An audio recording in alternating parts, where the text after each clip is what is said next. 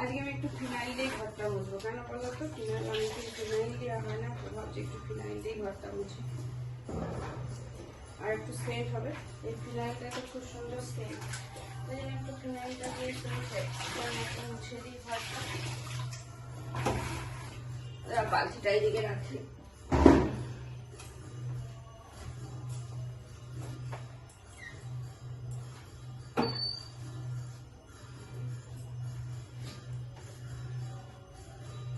আমি বসে বসে রান্নাঘরটা মুছি, আর এই ঘরগুলো হয়তো কখনো কখনো বসে মুছি, সবসময় মুছি না। হ্যাঁ মুছি, বসে বসে মুছলে ঘরটা একটু বেশি পরিষ্কার হয়, সব থেকে বড় কথা। দাঁড়িয়ে দাঁড়িয়ে মুছলে অতটা পরিষ্কার হয় না।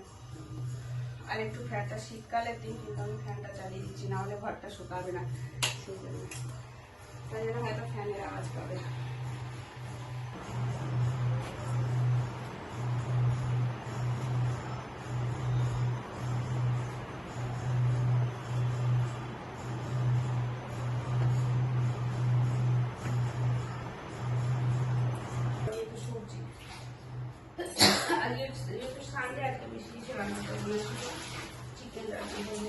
চিকেন করবো আর চাটনি করা আছে, বিশেষ কিছু লাগবে না।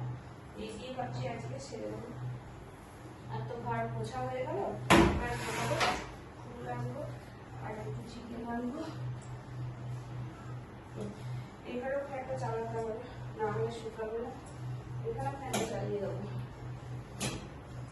আর এই লাঠি দিয়ে মুছে কি হয় বলো তো, পুরো ঘরটা আমি মুছে দিতে পারবো, চারিদিকে ক্লিন করে। আমি মানে যেখানে এদিক ওদিক সেদিক আমি পুরোটা মুছে দিতে পারবো। তো চলো এদিকে টাটা, বাই বাই। তো সবাইকে আজকে যেহেতু সানডে, তো আজকে সানডে ভিডিওটা করছি, তাই তো সবাইকে হ্যাপি সানডে। তো ভিডিওটা কবে পাবে জানি না, কিন্তু আপনাদেরকে হ্যাপি সানডে বলে দিলাম। এটা সানডেরই ভিডিও, ঠিক আছে? আর তোমরা যারা আমার ভিডিও দেখছো তাদের জন্য অসংখ্য ভালোবাসা। আর তোমরা সবাই ভালো থেকো, সুস্থ থেকো।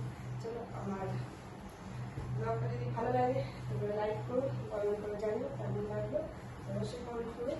আমি এইভাবে ফ্যানটা চালিয়ে দিই, না হলে শুকাবে না। চালিয়ে দিলাম ফ্যানটা।